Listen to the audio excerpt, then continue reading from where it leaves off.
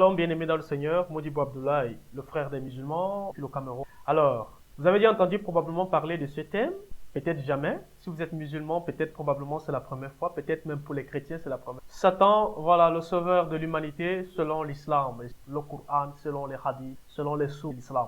Alors, comme dans toutes nos vidéos, j'aimerais vous encourager de ne pas croire ce que nous sommes en train de vouloir vous dire, mais plutôt d'aller vérifier.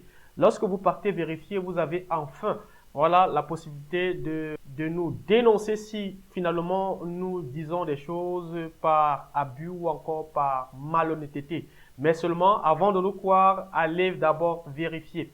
Alors, dans les sources de l'islam, il est effectivement dit et démontré que effectivement Satan serait le sauveur de l'humanité. Mais avant d'en arriver à cela, j'aimerais d'abord vous parler de ce que la Bible dit, le point de vue de la Bible. Dans la Bible, Dieu est le seul qui puisse être le sauveur de l'humanité. Un homme ne peut pas sauver un autre homme. D'après la Bible, seul Yahweh se réserve l'honneur d'être le sauveur de l'humanité parce qu'en l'homme, il n'y a pas de solution. Aucun homme ne peut être, aucune autre entité ne peut sauver l'homme. Voilà pourquoi Ésaïe 45, le verset 21 à 22 le dit. Ésaïe chapitre 43, le verset 11 le dit également. Et d'un autre côté, comme Jésus-Christ est le Fils de Dieu, la deuxième personne de la Trinité, partageant la même essence que le Père, partageant la même essence que le Saint-Esprit, Dieu prit une forme humaine et voilà pourquoi Jésus-Christ reçoit également l'attribut de sauveur de l'humanité à cause de son œuvre à la croix. 1 Timothée chapitre 1 verset 15, 2 Timothée chapitre 1 verset 10, Jean chapitre 4 verset 42, Actes chapitre 4 verset 12, 1 Jean chapitre 4 verset 14. Tous ces passages donnent des attributs de sauveur à Jésus-Christ. Pas sauveur seulement d'Israël, mais sauveur aussi d'Israël, de l'humanité, pardon. Mais à part cela, vous savez, dans l'islam, Allah fait une déclaration assez intéressante par la bouche de son prophète Mohammed. Allah qui se veut être le Dieu de la Bible, prétendument le Dieu de la Bible, par son messager, Allah, Mohammed, il a eu à dire des choses très compliquées pour le musulman qui réfléchit et le musulman qui est sérieux avec sa foi. Il devrait voir à cela des sérieux problèmes. Par exemple, dans un des hadiths les plus authentiques, Sahih Muslim, Mohammed a eu à dire de la part d'Allah que par exemple, Allah dit que si les hommes ne péchaient pas, voilà, naturellement, Allah serait obligé de leur détruire et de les remplacer par un autre peuple qui serait capable de pécher et venir lui demander pardon.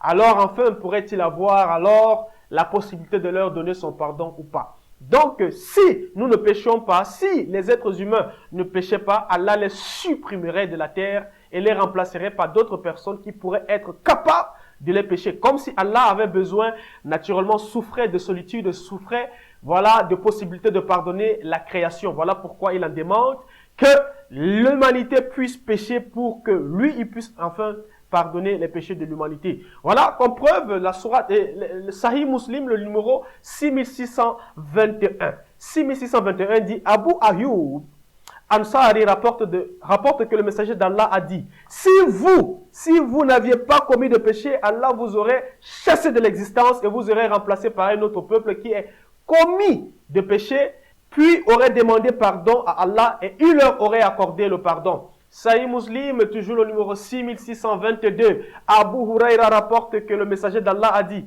par lui, dans la main de qui est ma vie, si vous ne commettiez pas de péché, Allah vous balayerait de l'existence et vous remplacerait par un peuple qui commettrait de péché et demanderait pardon à Allah et il leur aurait pardonné. Il leur aurait pardonné. Donc, en d'autres termes, pour avoir la vie sauve, n'est-ce pas? Nous devons pécher.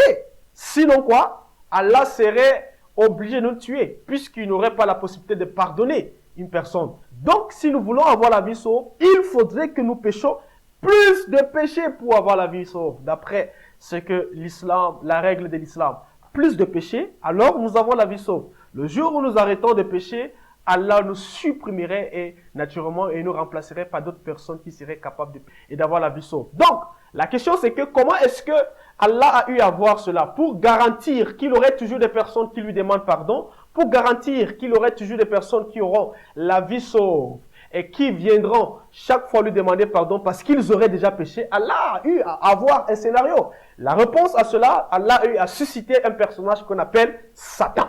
Satan est la réponse d'Allah. Ah oui, vous êtes surpris. Satan est la réponse d'Allah pour résoudre ce problème. Voilà. Voilà pourquoi donc Satan, à cause de Satan, nous, je crois que, et d'après les textes coraniques, nous avons la vie sauve à cause de Satan. Sourate 4, versets 118 à 120.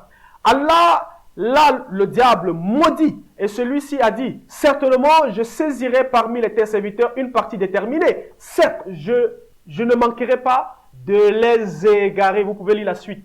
Je ne manquerai pas de les égarer. Je dis bien Sourate 4, versets 118 à 120. Lisez la suite. Donc, Satan garantit à Allah qu'il égarera, naturellement, la race humaine. Il va les égarer. Donc, il a permission de les égarer. Donc, Sourate 2, verset 35 à 36, et nous dîmes, ô Adam, habite le paradis, toi et ton épouse, et nourrissez-vous-en de partout à votre guise. Mais n'approchez pas de l'arbre que voici, sinon vous seriez du nombre des injustes. Peu de temps après, Satan les fit glisser de là et les fit sortir du lieu où ils étaient.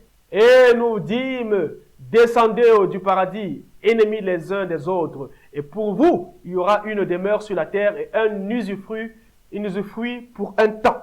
Quoi? Satan, qu'est-ce que Satan a fait? Satan les a fait glisser de là où ils étaient pour les amener dans un autre endroit afin de les amener à pécher. Sourate 7 maintenant, verset 19 à 22. Oh Adam, habite le paradis, toi et ton épouse, et ne mangez pas, et ne mangez-en vous deux, à votre guise, et n'approchez pas de l'arbre que voici. Sinon, vous seriez du nombre des injustes. Puis le diable, afin de leur rendre visible ce qui était caché, leur chuchota disant, votre Seigneur ne vous a interdit cet arbre que pour vous empêcher de devenir des anges ou d'être immortels. Et il leur jura, vraiment je suis pour vous deux un bon conseiller. Alors il les fit tomber par tromperie. Jusqu'à la fin, je dis bien Sourate 7, verset 19 à 22. Ah, Sourate 15, finalement, verset 39. Regardez la promesse que Allah, Iblis, a eu à donner à Allah lorsque Allah l'a chassé du jardin. Voilà la promesse. Oh mon Seigneur, parce que tu m'as induit en erreur, eh bien, je leur enjoliverai la vie sur terre et les égarerai tous. Et les égarerai tous. Et les égarerai tous. Voilà la promesse d'Iblis. Je les enjoliverai la vie et les égarerai tous. Ah ben, vous avez bien lu, c'est effectivement ça. Donc, en d'autres termes, il faudrait qu'on se rappelle la logique. Donc, si nous ne péchons pas, Allah serait obligé de nous anéantir, de nous détruire. Nous risquons de mourir si nous ne péchons pas. Donc, c'est un véritable problème. Deuxième logique qui est à l'intérieur, c'est que Satan nous tente. Donc Allah suscite Satan pour nous tenter, pour nous égarer dans le droit chemin, pour nous amener à pécher un peu plus davantage, afin que nous puissions venir, afin que nous puissions venir lui demander pardon. Donc, Satan nous égare, nous amène à pécher. Depuis Adam, nous avons vu comment cela est effectivement démontré depuis Adam.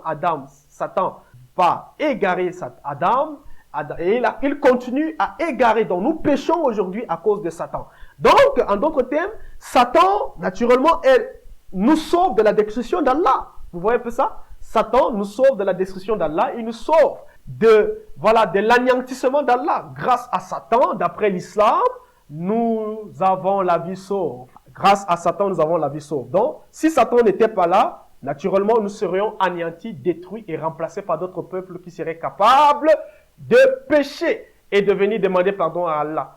Donc, en d'autres termes, Satan est le sauveur de l'humanité d'après l'islam. Satan est le sauveur de l'humanité d'après l'islam. Puisque sans Satan, nous serions obligés d'être supprimés par Allah, puisque nous n'aurions pas à pécher. Sans Satan, Adam n'aurait pas péché. Et comme Adam a péché, Adam est venu demander pardon à Allah. Adam a eu la vie sauve. Donc, grâce à Satan, nous avons la vie sauve d'après l'islam. Voilà pourquoi nous voulons dire, naturellement, je sais que d'après vous les musulmans, vous qui m'écoutez, vous êtes peut-être mal à l'aise, vous n'avez jamais entendu parler de cela. Mais s'il vous plaît, allez revérifier si je n'ai pas inventé ces sources. Revérifiez-le pour voir si ce que je dis est vrai et vérifié. Donc, voilà, vous, les chrétiens, s'il vous plaît, partagez cette vidéo afin que le maximum voie que effectivement l'islam nous informe et nous introduit Satan le meilleur. le meilleur et le grand sauveur de l'humanité. Grâce à lui, nous avons la vie sauve d'après l'islam et d'après la sagesse d'Allah, la religion de paix et la religion de la soumission, la seule religion qui nous renvoie à la soumission parfaite à la volonté d'Allah. Voilà pourquoi je vous propose ce son. Que Dieu vous bénisse. Satan, le meilleur musulman. Non, Satan, le plus grand sauveur de l'humanité. Shalom, bien-aimé dans le Seigneur, Modibo Abdoulaye, le frère des musulmans.